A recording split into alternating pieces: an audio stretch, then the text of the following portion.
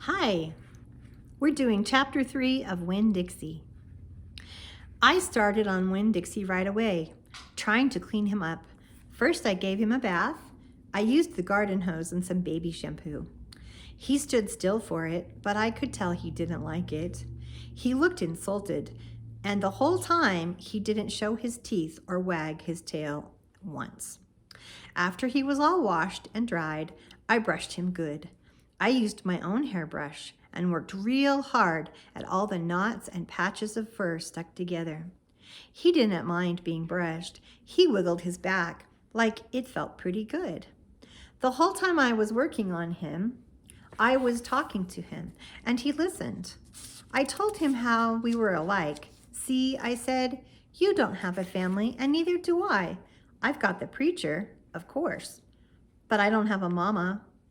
I have one, but I don't know where she is. She left when I was 3 years old. I can't hardly remember her, and I bet you don't remember your mama much either. So we're almost like orphans. Winn-Dixie looked straight at me when I said that to him, like he was feeling relieved to finally have somebody understand his situation. I nodded my head at him and went on talking. I don't even have any friends because I had to leave them all behind when we moved here from Watley. Watley is way up in North Florida. Have you been to North Florida?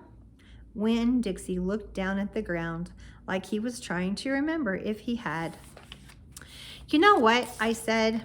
Ever since we moved here, I've been thinking about my mama extra hard. More than I ever did when I was in Watley. Winn-Dixie twitched his ears and raised his eyebrows. I think the preacher thinks about my mama all the time too. He's still in love with her. I know that because I heard the ladies at church in Watley talking about him. They said he's still hoping she'll come back. But he doesn't tell that to me. He won't talk to me about her at all. I want to know more about her, but I'm afraid to ask the preacher. I'm afraid he'll get mad at me.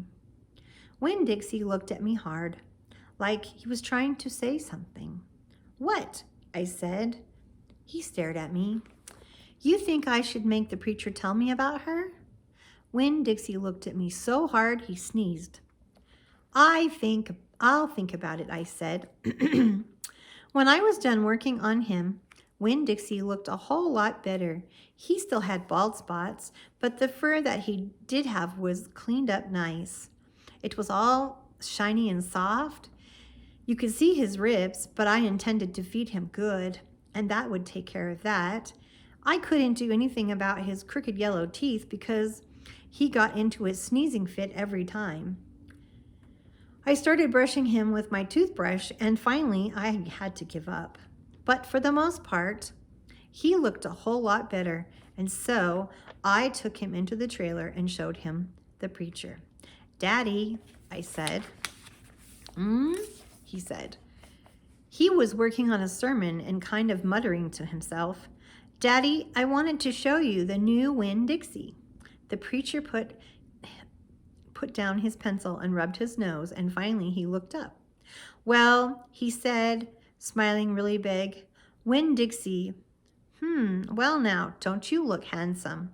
Winn-Dixie smiled back at the preacher. He went over and put his head in the preacher's lap.